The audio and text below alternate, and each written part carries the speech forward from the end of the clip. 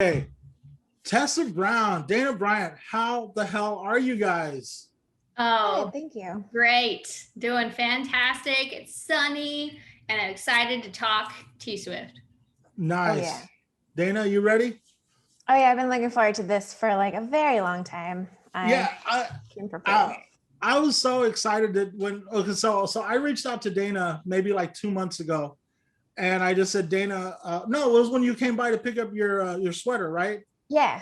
Yeah. So Dana came by to pick up a telenovela sweater, and I was like, Dana, let's figure out a podcast that we could do together. And I knew that Dana was like kind of like a pop culture nerd as much as I was, but I didn't know like where, you know? Mm-hmm. And so I was like, you give me a topic and I'll tell you whether or not I could do it. And she came back with Taylor Swift, and I was like, holy shit, yes. And then I was like, well, you need to find the third wheel because I don't know who, like, none of my friends definitely. And she came back and was like, Tessa Brown. I was like, holy crap, Yeah. yes, let's do it. I posted so many posts on Facebook about I'm listening to Taylor Swift again, and Tessa's one of the people to be like, oh my god, I love Taylor Swift. So I love her so much. Right on. So what you guys been up to? Just regular stuff. Well, you want to introduce yourselves just in case? You want to go first, Tessa? Sure. Okay. My name is Tessa. I live in Sacramento. I usually do improv at the Sacramento Comedy Spot for Herald Night, shortcuts. Who knows what else anymore? And I have been a Taylor Swift fan since her first album came out. Her birthday is like a week after mine. So, like, we've grown up together. That is so rad. I love that you grew up together. That is so rad. And so you said you're in shortcuts, and what else are you in? Do you even know what you're going to be in when you come back? Not really. I guess Herald Night. So every Wednesday. Yeah, I don't even know. Hey, let me tell you. Let me is the tell only you one. right now. Let me tell you, Tessa. If you get tired of doing Herald, because like Herald is every week, right? But you still want to do improv and you want to like kind of try something different. I have a telenovela shirt with your name on it, buddy. Right here. Right here. I have to take you up because it's a beautiful logo. This is you. This is all you. Look, I'll even throw in a hat. Wow. Why don't you come to just come to a telenovela rehearsal? Just see what you think. Is this actually a recruitment meeting? Yeah, yes, it is. This is all a ruse. Yeah, good job, Dana. Dana, tell us about yourself. So my name is Dayna, and I live here in Sacramento. I do telenovela, so that's how I know Jesse. And I also do Herald Night with Tessa on Wednesdays as well.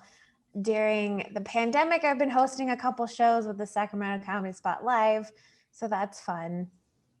I have a show on Monday and a show on Thursday. So it seems like you're always on. That's something that was born in the like that side of your personality, right? Was that born during the pandemic? I had a couple ideas, and I was like, hey, I have these random ideas that you did not ask for, and it tend to work out. And I feel like I'm naturally an introvert, but I'm also very social. So I was like, I could just do this and it'd be fun. And a lot of it's just sort of me being me, but like the more social extroverted side than my normal stay at home and play video game introvert side. Nice. And have you been a Taylor Swift fan this whole time also? Like, are you guys the same age also? No, I'm definitely older than Tessa. I won't say by how much. I can never tell. I think you're all like 23. That's what every girl in the comedy spot. I think they're all 23. That's the nicest thing anyone's ever said. Mm-hmm. Thank you. Okay. I liked a couple of her songs when she was like country. I've always not really like my musical tastes are usually like pop punk and like loud things that scream at me, but I also like have like a poppy side that I like. So when I think 1989 was the first album that I was like, oh shit, this is great. This is some sweet pop music. And then I was hooked ever since. Yeah, I know like your musical taste, and I was a little bit where I was like, what is she gonna come back with? Because I totally love you. Like you're one of my favorite people in the whole world, and I was like, I'm gonna whatever she comes back with, I'm gonna try to work with it. And when you came back with Taylor Swift, I was like, fuck yes, this is great. This is an excuse for me to talk about Taylor Swift because I have been obsessed with Taylor since December. So I'm ready. You guys ready? Yeah. Let's do yeah. Okay. So we're gonna do top 5 Taylor Swift songs. Let's go ahead. Like Tessa's up in this corner for me. So Okay. well, Me Tessa, too. we're gonna go ahead and let you start off. Oh, hold on, let me make sure I'm ready to go. I'm so excited. Tessa, what is your number 5 top 5 Taylor Swift songs? So my number 5 is, I'm starting with the album that got you into Taylor Swift, Folklore.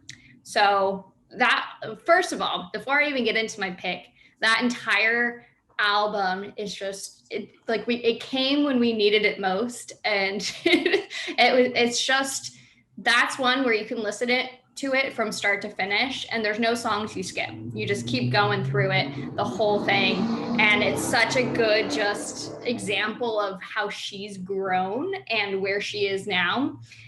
So there's so many good songs from that, but I think my top song from Folklore is Mirror Ball.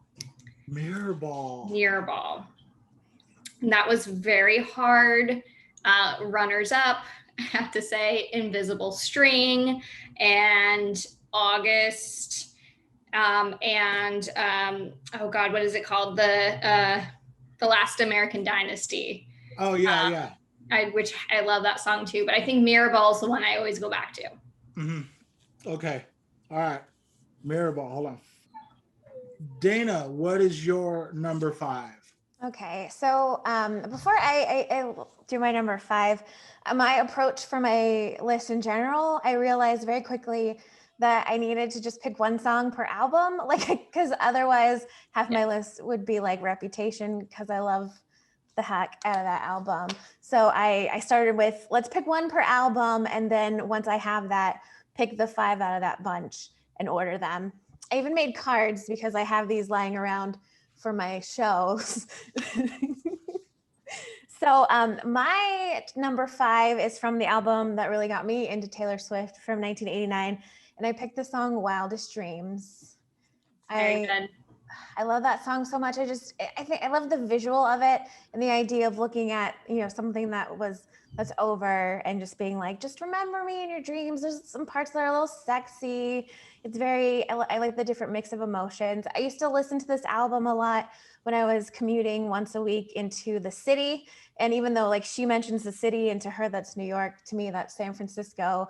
And I just I hear the song and I just see myself like driving across the Bay Bridge, and the fog is over the ocean, and it's just a very kind of dreamlike, sweet, kind of melancholy song, and I just love it to pieces. Yeah, it's definitely same thing. Anytime I hear the city, it's San Francisco to me, and that was something that I never really understood until I moved up here. Like I lived down south my whole life, and then when I moved up here, and I totally get the whole romance of driving to the city. Yeah, that's a great one. That's a good one. Okay, so now my number 5 is so like I said, I'm new with Taylor, and I started listening to albums like just one at a time. Just this week I kind of fell in love with 1989, but I don't know that I fell in love with it soon enough, but I started listening to Lover a couple of weeks ago, and I think I texted you guys, and I was like, okay, I just started listening to this, and my number 5 is You Need to Calm Down, because it just pulls, I'm an 80s kid, and it just pulls at my synth pop heartstrings. Like it's so synthy, it's so poppy, and the video is just out of this world. I don't know if you guys have ever seen the video. It's got all these great cameos. It's like shot in a trailer park, and there's a line in there where she says, you say it on the street, that's a knockout, but you say it in a tweet, that's a cop out. Oh my God, that is so this culture, like what we're in right now. Like, like I grew up in a different time where like you ran your mouth and you got punched. Like that's what it was. It's like now like you could run your fingers and you just get blocked. And like that's the worst thing is like getting blocked. But I definitely remember like running my mouth and like, yeah, I shouldn't have said that. So that So true. so that is my number 5. I think it's really witty, and she's had like so like as many people that love Taylor Swift. Like she's got like this whole crew of like, and she says that the first verse is about trolls and cancel culture. The second verse is about homophobes and people who are picketing outside of her concerts, and the third verse is about successful women being pitted against each other, which is like just like she started so young that she's like really like a wise old person by this time, and she's only like she's very young still, So that's my number 5. Very good. Great. All right, Tessa, you're number 4. Oh gosh. Oh man. Okay. So let me set this. So first, my number 4, this is not going to be my number 4, but what was going to be my number 4 is a song that I don't think has been on any album. And I honestly have no idea how I know it or how my friends found it or know it. But back from high school, we listened to a song called I'd Lie. And it's so like early Taylor Swift. So Taylor Swift original album, you can't even find it on Spotify. You have to go into YouTube and like some like hijacked video, but it's just, oh my gosh, it's just really encapsulate, especially for me, when you have a crush on someone and you know everything about them and you know like your favorite colors, the lyrics are your favorite color's green, you love to argue, your sister's beautiful, you have your father's eyes, if you'd ask me if I love you, I'd lie. It's just great. It's just such a good example of early Taylor Swift songwriting. You know what? What the hell? Put it on there. It's my number 4. I can't not.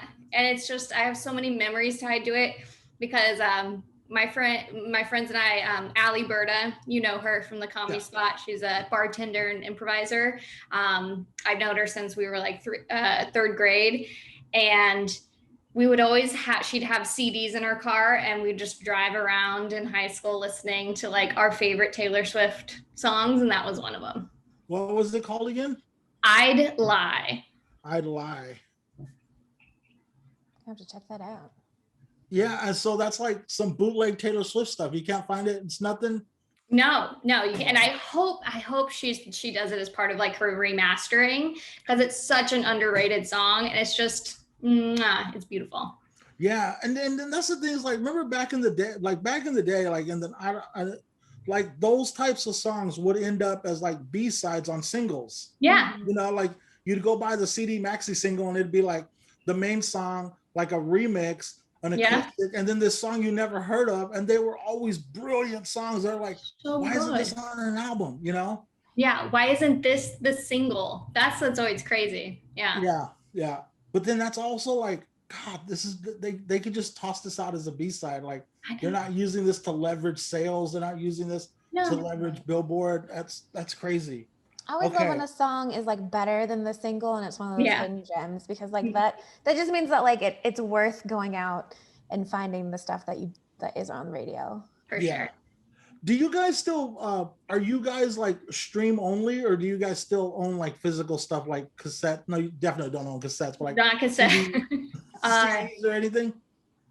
I'm not anymore. I used to have I used to make mix CDs a lot in high school and college. Like I loved making basically now it's a Spotify playlist, but putting it on a CD for a lot of road trips and stuff. But I don't have any CDs anymore. I just have all the old ones that like I had bought and then put on my computer, but then I don't want to get rid of them. Yeah. Because I'm like, these are my jams. Yeah, I'm going through you guys know I buy records, but now I'm buying CDs. Oh yeah. And cassettes. And the other, like a couple of months ago, I was like, I'm going to start making mixed CDs for my friends. And so I bought like this little mini hard drive that you could plug into your computer and burn CDs. And I bought CDs and I bought cases. And I That's so messaged great. my first friend and I was like, hey, I'm going to make you a mixed CD. And they were like, I don't have anything to play it on. And, and I was like, You oh probably shit, do. I thought this was a great idea. And then like even my new car doesn't have a CD player. Like, Oh, I don't even know if I have. My car's not that new, but I don't know if I have one. Dana, do you have a CD player in your car? I don't think so. My last car before it died in a car accident had one, but I don't think my new one has it because it's like a 2017. Yeah. I So don't know. That's bad. mixed CDs. I thought I was onto something, but apparently I I know. spent like Well, $60 for nothing. I don't know. there's so much joy into putting together a mixed CD because it's like you also have to think about the order. Like, Yes. okay, are we starting with like we're starting big, and then we have to make sure that we don't go from like a big song to like something that's more slowed down. You have to have it gradual, and then like have certain themes in there. There's a real art to making a mixed CD. I would always start big, Yeah. and then work my way to like dreamy, like all subdued, almost heartbreaky, Yeah. and then end with like uplifting, hopeful, like the Cranberries' Dreams. Like Yeah. that would, like that's what it has to end with. Like just something that's just like we're gonna, yeah, okay, It's a story. it definitely is. Because now Dana. I have an iPod, like an iPod Touch. I feel so old saying I have an iPod. Whoa. And I make all my playlists in, you know, Apple Music, the music app on my Mac, and then I listen to it in the car. But because I like throw anything that fits that theme into a playlist, I do a lot of skipping, and like the skip buttons are worn out on my car. Yeah, I have this seat. Okay, so I have this mixed. It's just called mixed, and it started off as just being Pink Floyd and The Cure, like alternating back and forth, and it was like my go to sleep mix. Yeah. But little by little, Taylor has taken over. Like Taylor and Maggie Rogers and Sarah McLachlan, who all kind of have that like dreamy sounding, like some of their songs. They've infiltrated the first part of that playlist, and mixes are great. Dana, what do you have at number 4? Okay, so number 4 is my folklore pick. I didn't pick anything from Evermore either. So when I was thinking out my honorable mentions, like I wanted to throw some of those in as well. Because I spent a lot of time during the pandemic playing Minecraft, and both Folklore and Evermore are like perfect soundtracks to running through the woods of Minecraft because it's got that like folky, woodsy sort of feel for it. A couple of the ones that like I almost picked on, like I love the one in Exile. From Evermore, I love Gold Rush. I don't know. She loves songs about Harry Styles still to this day. And I also really love the song "'Tis the Damn Season." But when it came to like what song from these am I gonna go with, so before I say it, so Taylor Swift evidently has this like thing of song 5. Have you heard of like the track 5, where that's where she likes to put the like really emotional hitting song? So like if you go back most of the album, like track 5, according to the internet, is like where it starts to get like hard hitting. So I picked song 5, which is My Tears Ricochet, which I love that song. So good. And I may have had many tears listening to that song that also ricocheted off of my spaces. Because it's so beautiful. And I looked it up, and evidently the theory is that song's actually about the whole drama around her songs being sold off and having them owned by, you know, somebody that is a horrible person, and just kind of heartbreaking. And it's really interesting being able to take that situation and make it sound like, you know, a romance. And I love a lot of the language and just kind of the metaphors and things in there. And I love, you know, like a lot of sad songs are like sweet sad, but I like that it's like angsty sad. Maybe that's from all of my like metal experience. Yeah, that's your pop punk genre coming in. Yeah, definitely, right? That's Dana's roots showing through in her in her pick right there. All right. My Tears Ricochet, your number 4. Here is Okay, so my number 4 is so it's from 1989, the album, not the year, right? It's from 1989, and I was like, this is the closest Taylor came to grabbing me into like listening to a full album, but before this latest obsession. But like I said, I always kind of like paid attention to Taylor. I never disliked her. And then when it was like saying, "Oh, Taylor's going to release a pop album," and I was really curious because like I yeah, it's like I love pop music. Like I love Hall and Oates. I love like Madonna, Tears for Fears. Like all like there's like pop music is so great. And it was the first single, right? Shake It Off. Mm-hmm. And it's like, and I love her just like thumbing her nose at her critics, and I love her like she's just like the players are gonna play and the haters are gonna hate, and I'm just gonna shake it off, and she's just gonna do what she does, and like and the video is great. Like the video just shows her like being silly and clumsy and being everything. Yeah, I love Shake It Off. I think it's a fun song. And I was telling I don't know if Dayna you were on yet, but I was telling Tessa that 1989 is definitely the next Taylor Swift album that I'm buying. Mm-hmm. There's a bunch of pre-orders going on right now for Evermore. Oh, really? Yeah, like there's like a Target variant, then the variants on her website, and then even like this like independent record store that like he's a YouTuber, and I watch his and he's always talking about like jazz albums and like hard rock albums, and he's like, all right guys, I hate to say it, but I'm doing pre-orders for Taylor Swift's album. Nice. Yeah, and I'm like, well, I'm gonna buy it from you because like I try to buy from independent places. That's so great. Yeah. Shake It Off is my number 4. I loved like, so we're getting to 3. That was going to be my number 3 is Shake It Off from 1989.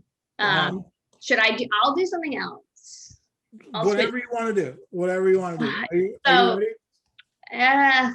I'll stick with Shake It Off because it's just so like that. Yeah, 1989, like that is really when she like was full force pop, but not even just that, like because she had already kind of started to like go into that with Red.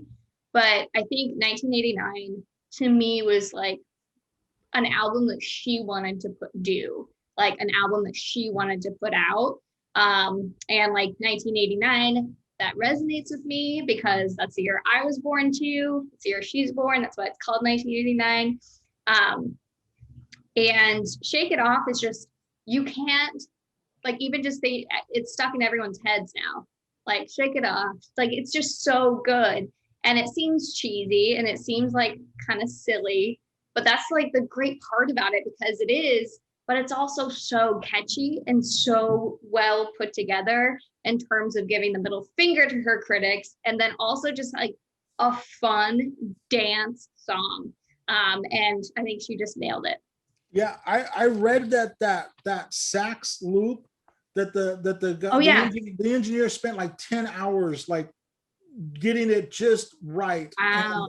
And yeah, and like it's not a mistake that it's so catchy and so poppy. Were you guys anticipating Taylor going pop?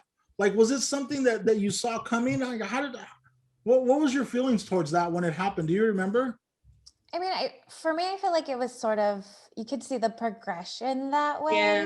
I think it was sort of surprised that like it was that fast. I feel like there could have probably been like a couple more albums in between that were a little bit slower, but I love that she jumped into it. And I remember when I first heard Blank Space, I was like, this is the shit. Like that song is so, it was just like such a surprise and such a quality song. That's like, yeah, this is the right thing to do. Nice. Yeah. Okay. No, I think I was surprised because there was like definitely elements of her going more pop.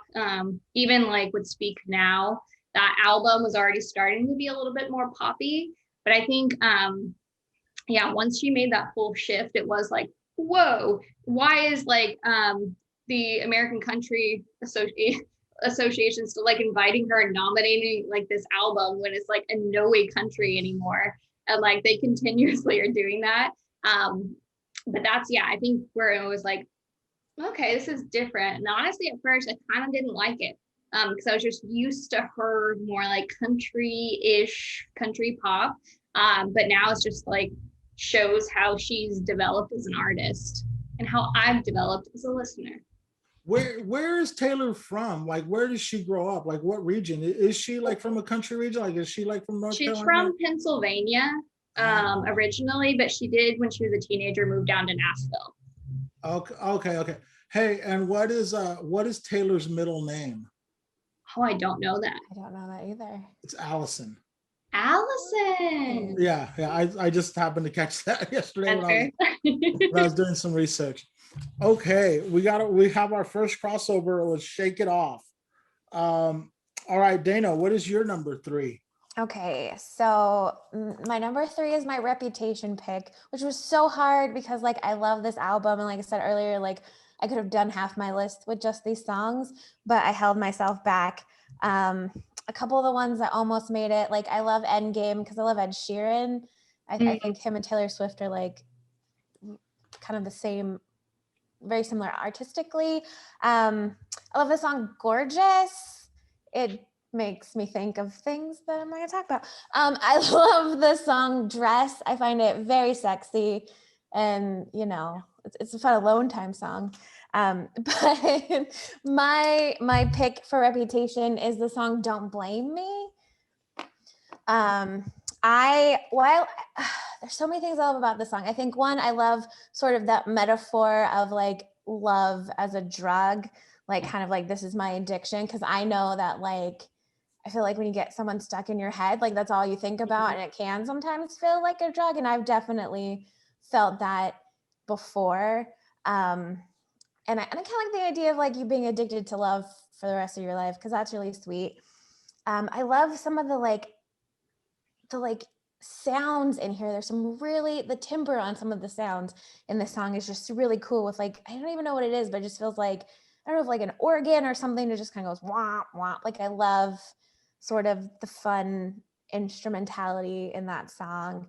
I'm also a big fan of songs that like kind of start out slower and then build. And once you get to the end, it feels like this is a, you know, different place than when I started, but you like, it just progresses nicely.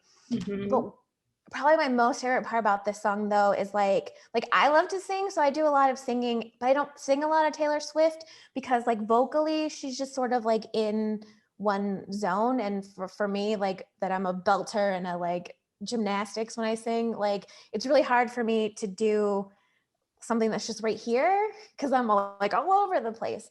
But she does some really fun vocal things in this song towards the end that like she doesn't do anywhere else. And like the first time I heard it, I was like, this is so sweet, like so sick. And I love how she's just like giving it more energy, and I'm like, I wish she did more of that because her voice just sounds so beautiful and so different in this song that I'm like, I would love to hear that in other things. Nice. So does it feel like you guys grew up with Taylor? Like she was like young and making mistakes when you were young and making mistakes, and she was falling in love when you were falling in love and getting her heart broken? Does it feel like you guys grew up together? I don't know. I feel like when it comes to like a lot of her songs, honestly, I didn't feel like I could totally relate until probably like now, like looking back. At the time, it's almost like they were like very a lot of her songs just felt to me like a movie, you know, like a teen movie. So it was hard to relate specifically like with those type of like feelings of love and everything. But now looking back, after having gone through heartbreak, going through all of that, I'm able to like really pull from that. So I don't know if I necessarily like grew up emotionally with her, but like it still feels like, honestly, Taylor Swift's like the soundtrack of my life, like of each stage of like, you know, the first 2 albums, Taylor Swift debut album and Fearless, those were like, that's high school for me. That's high school.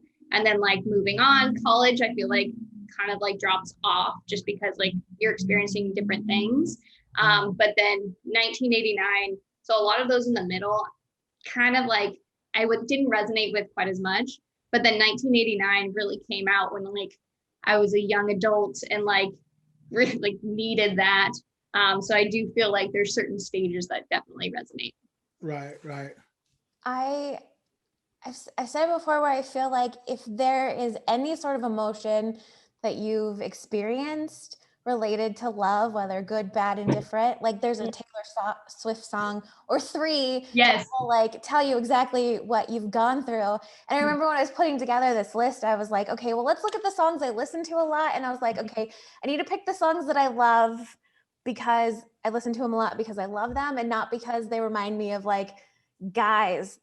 Yeah. There's a lot of songs in there that I'd be like, oh, that reminds me of this guy. So if you want to know what Taylor Swift songs you are, give me a call. I'm just kidding. Oh, wow. We'll do it off Right? mic. You know, That'll be a B-side. All right. Okay. Moving on to my number 3. Okay. Now, every time I do these lists, people always tell me that their number 1, 2, and 3s are like sure bets. They're like, I knew from the beginning that this was going to be my number 1. This is going to be my number 2. This is going to be my number 3. And that numbers 4 and 5 are where they have the most trouble kind of like rounding out the list. And that's definitely like where I was like with my 3, 2, 1 are just, they were like, I kind of went back and forth a little bit, but this is where like I definitely was like, this is where like my love affair with Taylor Swift began. My number 3 is from Evermore, and it's the first song that made me like the album came out like in December, right? And Yeah. is that the yeah? Okay, I get them confused all the time.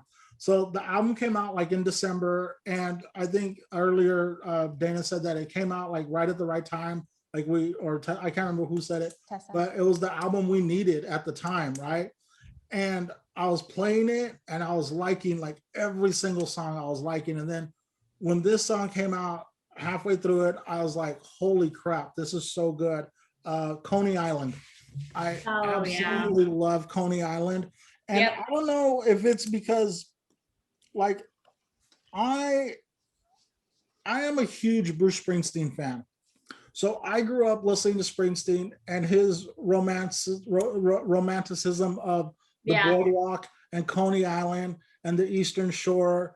And when in the song, the first lyric that caught me in that song was like, we were like the mall before the internet. We were the one place to be. That's the right song, right? I hope I'm not messing that up. Yes. And then when he says, sorry for not winning you that arcade ring, like, God, that song is just like, it's so great. And it's so like it's so heartbreaking, but it's like it's like they were okay with the heartbreak, but in the end, like, I'm sorry I didn't tell you at the time how great you were, but I'm sure they understood. But you always look back and you think you could have done better, like you could have changed it a little bit. But that is definitely the song that made me a Taylor Swift fan. It made me want to like just dig into the catalog. So that's my number 3 is Coney Island. And that's the type of song too. And I think Taylor Swift's really good at this, where it makes you nostalgic for a place in time that you didn't experience, but you feel like you did. Like you feel like, yes, I was on Coney Island. I went through all of that. She's just able to like evoke that. Yeah. I just love her word choice. Like she's so thoughtful with like the symbolism and references to things and just the details that it really does. Like it tells a story even without like it just like directly being like, here is a story kind of thing. Mm-hmm. Yeah. Oh, so good. Okay, we're getting to some good stuff. Tessa, what is your number 2? Okay. Well, you had said like most people have like 1, 2, 3 locked in. I don't feel like any of these are locked in. Like I could interchange these. Like I have probably 10 more that I feel like, I can easily like switch up, because I feel like with Taylor Swift, just like there's a song for every type of love and heartbreak, there's also just a song for every like mood you're in, or an album even. Like, you know, if you're wanting to be more chill, Folklore, Evermore. If you want something that's more upbeat, you're gonna do one. So these ones, I just had to go with my gut. I had to go with like what I felt, and I'm gonna go back to 1989. And this song isn't one that necessarily, I don't think that it was a single or anything. But I just keep going back to it when I listen to that album, and it's the song Clean. Clean. The very last song of 1989. And it's just about like finally getting over someone, and finally there's a lot of like metaphors for like addiction and being sober, and finally like just like ridding yourself of something. And I think it's just so like, it's so relatable, just like I'm finally clean of all of this like shit that I went through and I experienced. And like I've detoxed from that, and I know like I've learned, I've grown, and I don't need to go back to that. And it's the way that it's put together, like it feels very ethereal. It's like kind of like a great way that she's transitioned into more like Lover, really, where it turns into more of just this ethereal, like, I don't know, out of body experience. So number 2 is Clean from 1989. Nice. All right. 1989 getting mentioned a lot. Well, Yeah, when we get into our top albums, we're gonna check that out in a minute to see if that is. Dayna, what is your number 2? Okay, I agree with Jesse that my 1, 2, and 3 were like locked down. It was pretty easy for me. The funny thing is, literally like last night I was asked, "Where's this song going to be on your list?" And I was like, "Shut up, I'm not that predictable." But evidently I am. This is probably the Taylor Swift song I've listened to the most. It's got the most plays on my iPod, and it's the song "You Belong with Me" from the Fearless album. mm-hmm. It's funny, I first heard this song because when I was in law school, one of my professors would play music before class, and he played this like at the beginning of the class, and I was like, this song is freaking amazing. And then I went and downloaded and listened to it like 50 times, and I've probably listened to it to another 100 plus times since then because it's so great. I think what I love about I love upbeat songs. I find that the music I tend to gravitate to are either things that are like very emotionally complex, or things that are just like full of energy, because I love that. And I also feel like not only have I like been in this situation where I'm like, okay, I get that the hot girls are fun or whatever, but like I know shit. I'm that like cute girl in the tennis shoes and the t-shirt. Like, why don't, like, I'll take care of you, like come be with me. But I also feel like that song, like outside of that specific instance, really just feels like me as a person already, like being that sort of like, I'm not the cute girl that's like a cheerleader. I'm the, the insightful one that's like paying attention and being like, people aren't paying attention to things. This is all obvious to me. Come on, guys. And it's just like fun and cheery and upbeat. And I just love it to pieces. Awesome. That I'm gonna have to check that one out. You said that's the most played song on your iPod? The most played Taylor Swift song on my iPod. Does it show how many plays it has? Yeah, I think I'm in like, I can actually take a look because I have a Taylor Swift album. I've played it 151 times, and this count started in like 2009. So okay, in 12 years I've listened to it. And that doesn't even count the times I've listened to it on like a burnt CD or on my iPod, because it doesn't sync up. So that's just on my computer. okay, all right. Okay, my number 2. So when Evermore came out, and I listened to it and I loved it, and I was about to just be obsessed with it, somebody told me that Evermore is kind of like the continuation of Folklore, and that they kind of go hand in hand together. So I was like, okay, well then if I'm going to do this, I'm going to start with Folklore. So I had some gift cards that I had just gotten for Christmas, and I went to Target and I bought the Target variant of Evermore folklore. I bought It's the so Target pretty. variant. My dog threw up on it on the way home. Oh. So then that just meant I had to buy another copy of Not it. a Taylor Swift fan, I Not guess. a Taylor Swift fan. I'm talking about you. She's acting like she's not talking about her. And whereas Coney Island is like in the middle of Evermore, and it took me like a minute to like totally fall in love when I played Folklore and The One. Dude, I'm not saying I had just been dumped, right? But maybe somebody had finally had enough of my shit and walked out of my life because I was a piece of shit. Maybe, I don't know. It might have happened. But when I first heard The One, and when she says, tried so hard to resist to ask if I'd done one thing different. Oh my gosh. Yeah. Right, because we all are getting ready to send that one text. Like, what if I did? Was it that night? Was it when I said this? Was it like that song is like, man, that is a heartbreaking, gut-wrenching song, and I just absolutely love that song. And I think and it would have been neat if it would have been me. Like, oh my gosh. I also love to sing, and that's like I'll sing anything, and that's like one of my favorite songs to sing along to. And it's on my so I have this, like I mentioned, that playlist earlier, that it's like my go to sleep playlist, and it is so the playlist starts with The One, and then it has a Sarah McLachlan, and then it has Coney Island, and then it has Maggie Rogers, and then it has Cardigan, and then it has Maggie Rogers, and then it has Exile. Exile is one of my I almost put Exile in there this morning, but I didn't know where to put it, and there was no way I was taking The One. It almost replaced Coney Island. Exile did, but so yeah, and you're so right. It does, like, especially like the first song, and I think it's like for everyone that like listened to Evermore, it was, or sorry, Folklore. And I get them switched up too.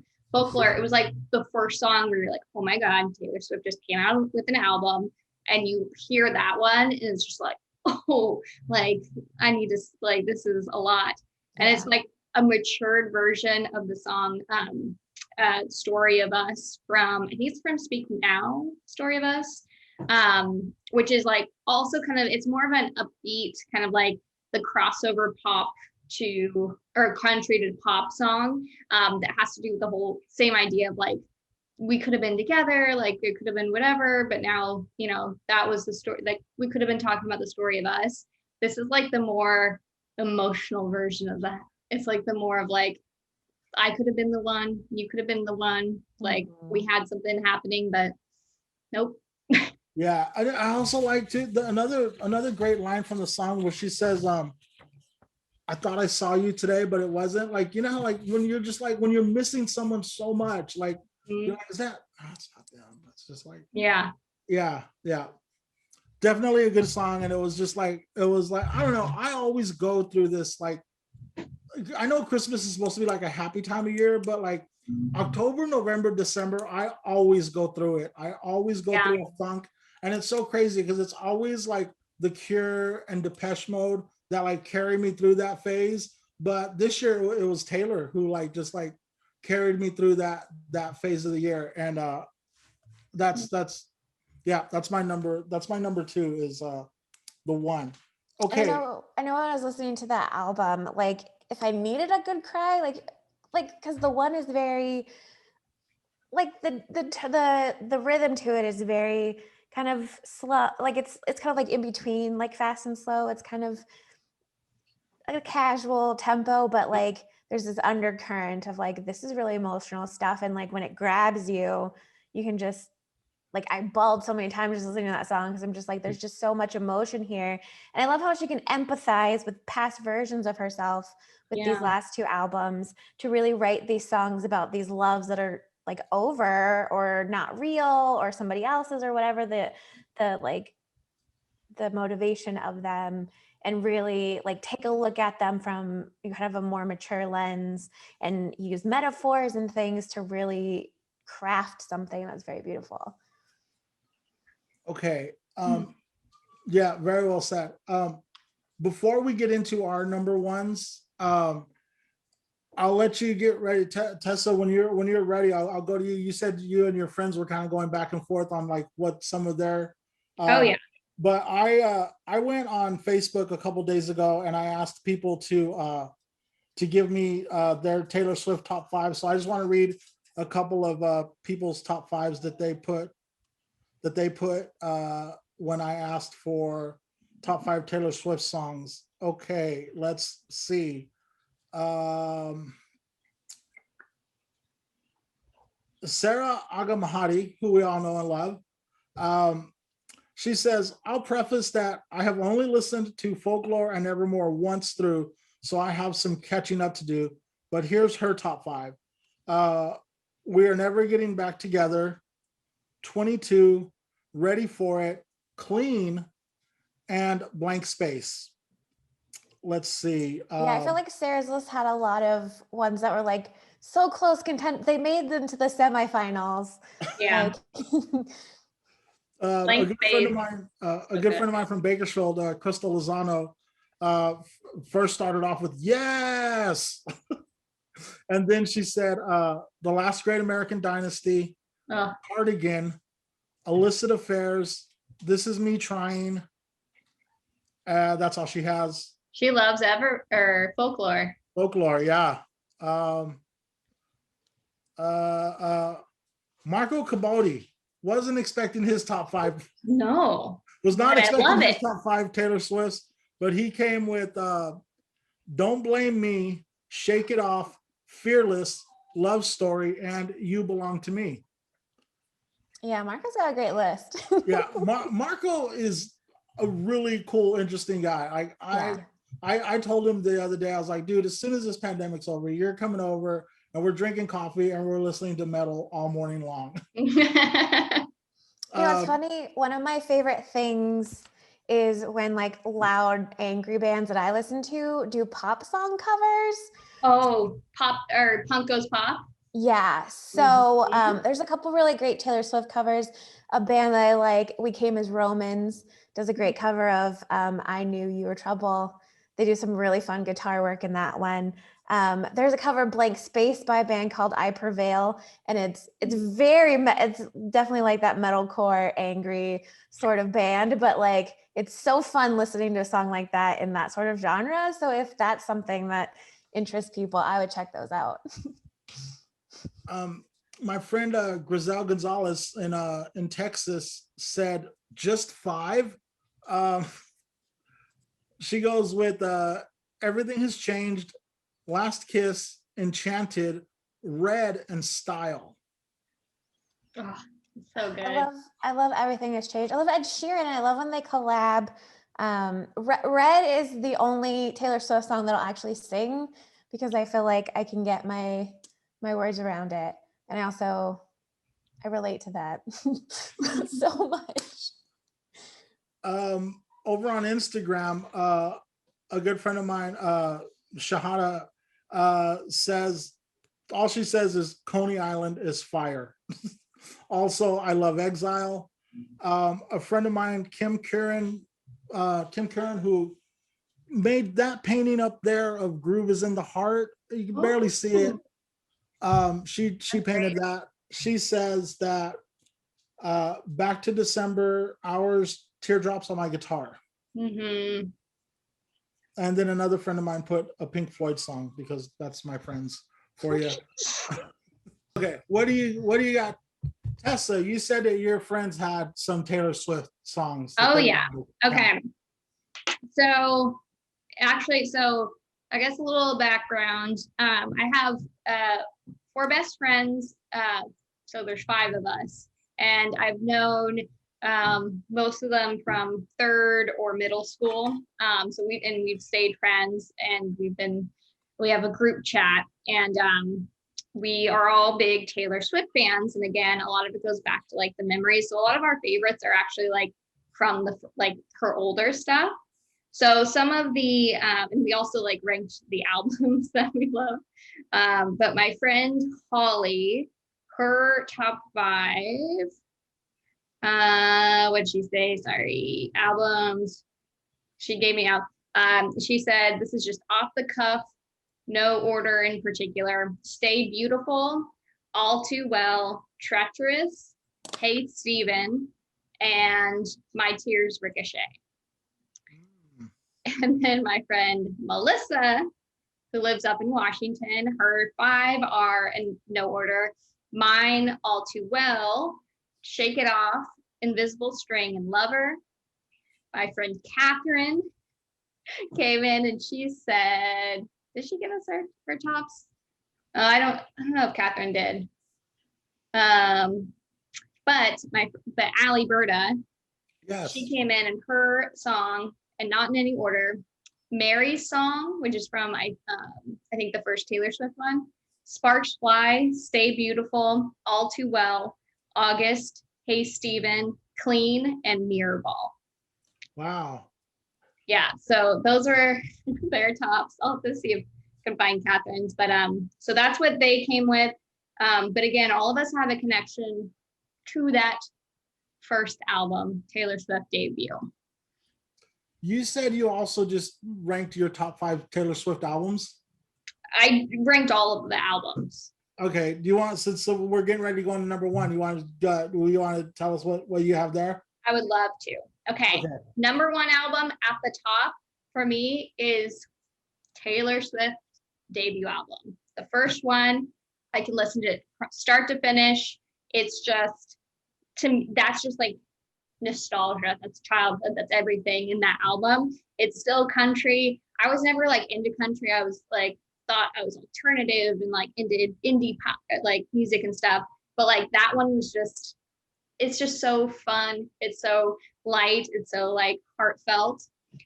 Number 2, I have to say Folklore. So bringing it back to recent, that's another one where the entire album, like if you listen to it start to finish, it's just so, there's so many good songs on it. That's kind of what I do to rank the albums, I think, is how many songs collectively I love on it. And that's another one. Number 3, 1989, of course. So, and that was actually the tour that I got to see Taylor Swift in concert with my best friends for the 1989 tour in whatever the arena is in San Jose, the new one, the 49ers arena. Anyways. Like the stadium or the arena? Like, was yeah, the stadium. Oh, and Levi Stadium. Yeah, Levi Stadium. So it was wow. huge. And that was the tour where she had like celebrities and stuff coming and like doing stuff. And I think like Julia Roberts was there. I don't know. Which was weird. Okay. And then just wrapping up, Fearless is my number 4. Evermore, I've been giving it more of a chance. There's some really good bangers on there. Then Red, Speak Now, and then these 2. So I never really connected with Reputation. I think sometimes it just has to do with like if I'm listening to music or not, like really actively listening to it. I think I need to give it another chance. But I didn't really connect. And same with Lover. However, I did start listening to Lover again to try to get more inclined with it. But that's one that me and my friends are all kind of like didn't connect with that much. And so I think I need to give it another chance. But that's my ranking from top to bottom. So top 3, Taylor Swift, Folklore, and then 1989. How much fun was the Taylor Swift concert? Was it just an all day, like you drove up there? What? Well, no, driving there sucked because Allie, Berta, and I drove down from Sacramento in Bay Area traffic. We like missed the opener, which was Shawn Mendes, which at the time we didn't care. But once we were there, it was just like you got wristbands that were like they lit up depending on the song. And so like the whole stadium, you could see like going to the beat of Shake It Off. And so that was awesome. And it's just like when you know every single song that's being performed, it's the most fun. Yeah. I've often said that, like, to me, concerts are like a religious experience. It's just like the music is like a baptism, and it's just like it just washes you over. You're at church. You're at church. Everyone is singing along. You're like part of that collective. It's crazy. Yeah. Dayna and I have not seen Taylor Swift in concert, but You will. I think I will. I think I will now. I'm definitely down for it. Yeah, I'm down. Okay, are you guys ready to do your number one? Moshing. Most of the concerts I go to, there's like moshing. So I would like to go to one where there's not. Well, you just started a little mosh pit. Right. Okay, Tessa, what is your number one all-time favorite Taylor Swift song? All right, so this was difficult to narrow down. It was the one that I originally thought, and I came back to it. It's from the Taylor Swift debut album, and it's Our Song. And it goes, our song is slammed between doors, staying out late on your window. Like the first, like just little like twang of it is just like, oh, it just like makes you feel summertime and fun. And it's just like such a cutesy, like silly, young love song. So that's my number one, is Our Song. Our Song from her debut album. That's the album that they're redoing, right? Like she re-recorded it, and is that what's going on with that? Well, what is she just did, Dayna, what song did she just do? She just did Love Story. Which is from Fearless or Speak Now? Okay. Yeah. Okay. That's the one. I've got it pre-ordered. So the second song just dropped. I'm like, yes. Yeah, the second song just dropped last night or something like that. Yeah. I was reading about that this morning. Okay, Dayna, what is your number one? So I love to tell a story before I Definitely tell us a story. It was surprising, actually. Like, I figured out this was my favorite Taylor Swift song sometime last year during the pandemic, and it sort of surprised me. But then as I thought about it, it didn't, because I kind of feel like the different albums kind of came out at the right time in my life to kind of match. Like when Reputation came out, it's super sort of more angsty than anything else, and I was definitely going through a time of my life where I was like struggling and like kind of a little angry and a little snarky, and I love how that's weaved in. And then like obviously when Folklore came out, I was like sad and at home, and so it was nice to listen to that.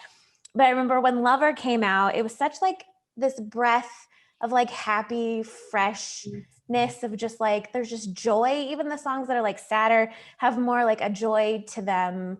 And I know my point in my life is at a place where like, you know what, I'm ready to put myself out there more. I'm ready to enjoy things. I'm ready to like meet someone and, you know, get to know someone really cool and like connect and like just be more like free and joyful. And so like that was the like that album came out at the perfect time. Listen to it in my car as I was driving to improv shows and be like, yeah, I'm in a good mood. But my number one favorite Taylor Swift song from the album Lover is Cruel Summer. I was just telling my friends, like, God, give it a chance. That's a very good one. Yeah. I feel like it's one of those sleeper songs that like you don't really realize just how good it is, but then you listen to it, you're like, this is so good. Like it's another one of those songs that I feel like kind of builds a little bit. And I love how there's a mix of like, it's cute and fun and peppy, but also a little like, I'm worried that I'm going to screw this up. And like, I love you. And it's the worst thing you've ever heard. Like, I love that line. Yeah. And just kind of that sort of mix of like, this is exciting and fun, but also scary. And it's just a fun, peppy pop song. I love it. I love pop songs. I love fun, peppy pop, because like music is a thing, is like it could be depressing, and our list has been all over the place. It's like there's heartbreak, there's anger, there's everything, but like it all comes back to pop music, and the reason like we love these songs is because like it really like it's like a snapshot of where we were in our life when we very first heard that song. Yeah. And that's we always, I mean, we remember the heartache, we remember the heartbreak, but it's like it's the fun times that just like, oh man, That's the fun pop songs, you know? Mhm. It's true. Yeah. Okay. So, and going with that, my number one is like, I have loved this song ever since I very first heard it. And I was like, who's that? That is such a cool song. It is such a sweet song. Um, my Yeah, so I was like, what is it called again? Well, I want to make sure I didn't have the title wrong. But Love Story. Yeah.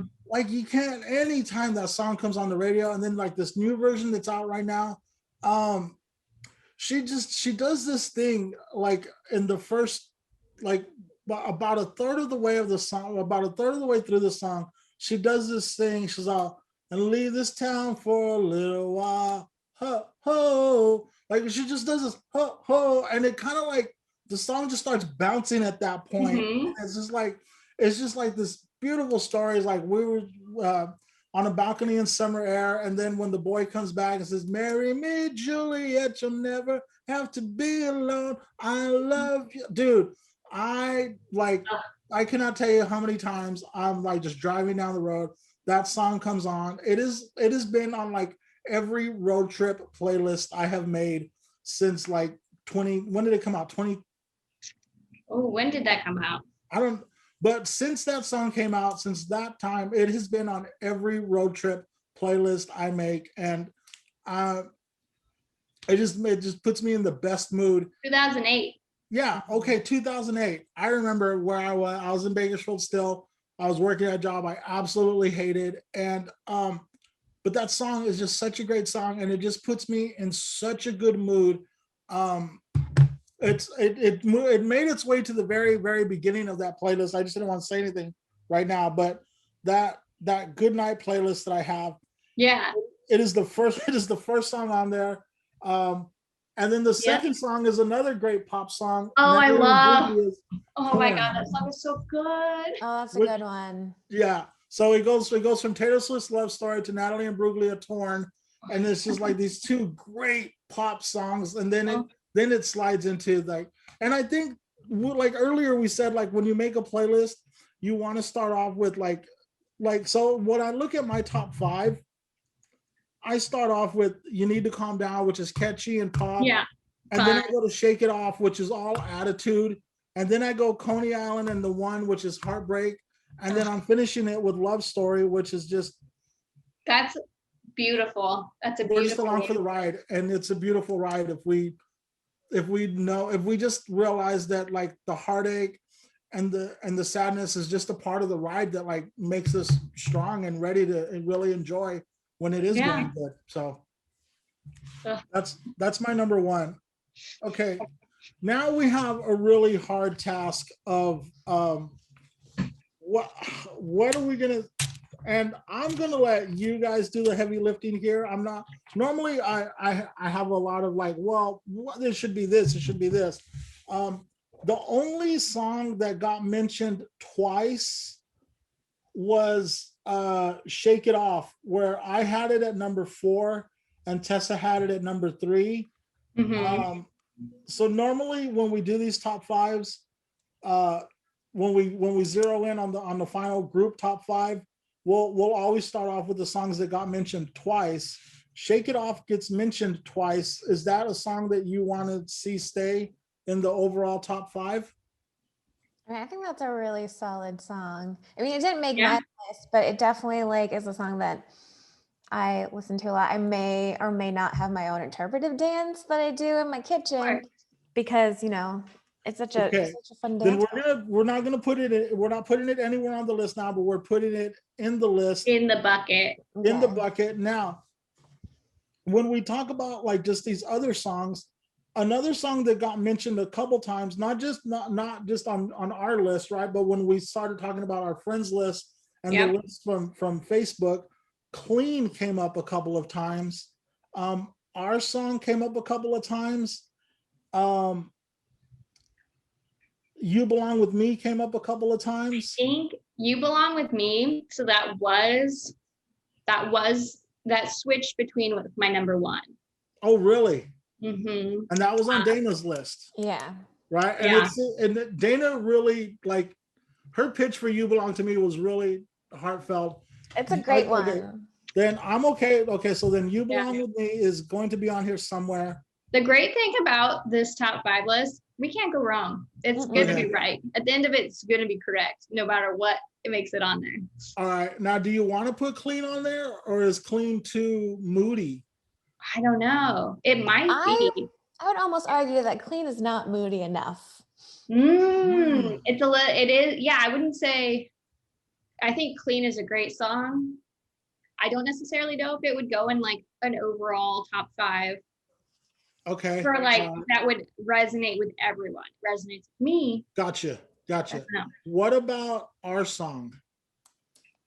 I mean, honestly, like again, I think that it resonates with me and like my friends because of that first album. So I don't know if that would necessarily be one that like everyone connects with.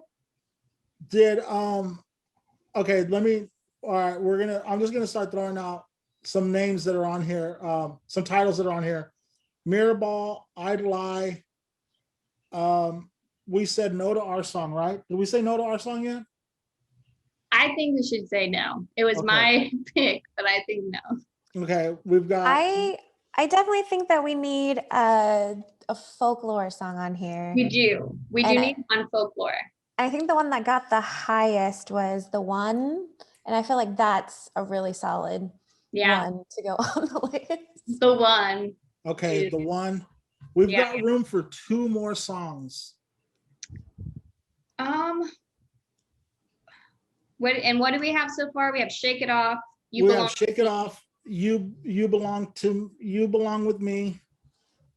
And The One. The One. What about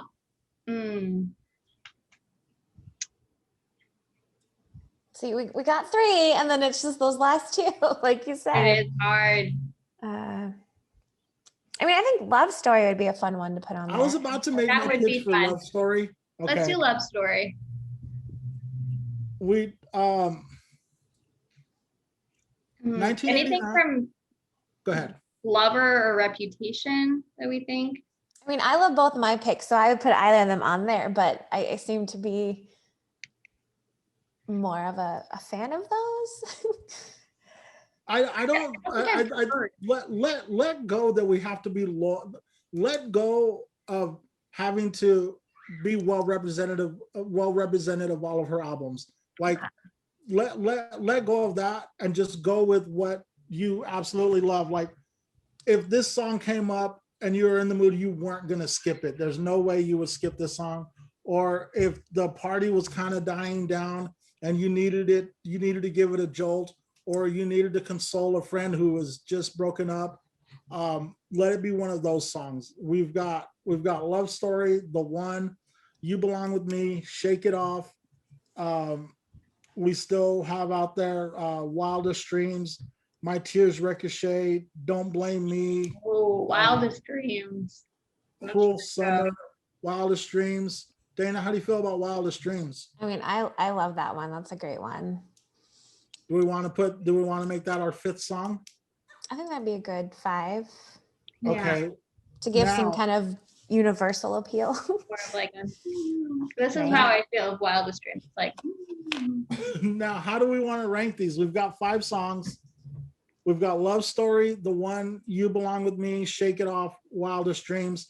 What's the best song on there? Like, let's start with number 1. Do we have to? Or where do you want to start? Where do you want to? Can we just put them all in a bucket together and being like, no, that's what I feel like those together are all great. So are we doing an unprecedented? It's just the 5. We're not gonna say that one song is better than the other. Okay. I would be 100% fine with that. I think that honestly, again, like I said, we could put anything on there and be like, cool. Okay. Then our top 5 Taylor Swift songs are in no particular order. No particular order, but I'm gonna read them this way. Wildest Dreams, Shake It Off, You Belong with Me, The One, and Love Story. That's an album. Right. Now that's an album. That's a list you can fall in love to. Yes. You could, In and out of love. you know what? That's a list that, like, if we could start it with the one, that's a list that you could, like, you just got your heart broken with. And then if we finish it with love story, then we could start off with the broken heart, and then we could finish it with everything's gonna be all right. I talked to your daddy. I've always loved that line. Oh my gosh. Yeah. Such a great list. This was so much fun, you guys. I was really nervous that I wasn't going to be able to hold my own. A friend of mine was telling me yesterday, you can't do this. Like, you don't. Oh, you got it. You killed it. You were great. Oh, man. It's there for everyone. Like, I feel like everyone can find something that they love. Yeah. True. This was a lot of fun. Thank you so much, Dayna. Thank you so much, Tessa. Thank you. It's so good to see you guys. I cannot wait to do something. Just Dayna, you'll be fully vaccinated. Months away. We're so close. Yeah, we're so close. So let's not blow it just yet. like we've been through the worst of it. I feel like we're out of the woods. Yeah. And Taylor Swift. Tessa, we'll let you know when we have our first telenovela rehearsal. And if you want to show up, you can show up. I know for sure we're gonna do something. I don't know when or where, but Dayna, you were watching the film festival last night? I was. It was super fun. It was super good. The Love Horrors, I thought their movie was great. It was so cute. I loved it. And Emily was just so sweet. Like, she's just so adorable. I loved it so much. I was like, yeah, I know her. She's so great. Yeah, of course, I'm a little bit impartial, but man, Luke Soin's movie was amazing. Allie was in it. Yeah, she was so good too. Yes, those right now are my two front runners of, like, I don't know what kind of awards they're giving, but like if those, I really think that those two were the two funnest ones that I watched last night. Luke Soins, with Ali Berta and Anthony Kay, man, it was hilarious. And I had the chance to watch the Love Horrors before the festival, but I was like, oh no, I want to wait because I want to, and I'm glad I waited. That last scene of Buddy crying, I was like, I'm gonna have bad dreams about this shit. Right. And I love Buddy's hair. Like, it's so beautiful, and he just did a good job of it. But I was just like, no, not Buddy's hair. It's so good. Allie, yeah, I called you Allie. I'm sorry, Tessa. It's okay. That happens a lot. It happens, huh? I'm excited for tonight because I wrote a film with Evan Wajaya and Evan Lilly. I wrote it, and then Evan did the voice work, and then the other Evan did the animation. So it's gonna be that's fun. so cool. Yeah, Evan T. Lilly, all of the graphics has done all of the he did this. Oh, really? He did the He's original so telenovela. Yeah. Logo. Great work. He did this new telenovela logo. Ooh, that's cool. Yeah. That's great. Yeah. So he's an amazing artist. Yeah, he's He so painted me in a portrait of he Four did? Dead Boys and Tessa. He's so talented. And sometimes, like, he's done stuff for me like in a day. Like, I'll message him in the morning and I'll be like, hey, I was kind of thinking of this and this. And he's like, all right, give me a minute. And we're literally is like a minute. And he's like, what do you think? I'll be like, well, can you change this? Can you change this? And yeah, he's amazing. So many talented people in and around the Sacramento comedy spot. And So true. Yeah. Well, ladies, thank you so much. Thank you. This was so fun. Yeah.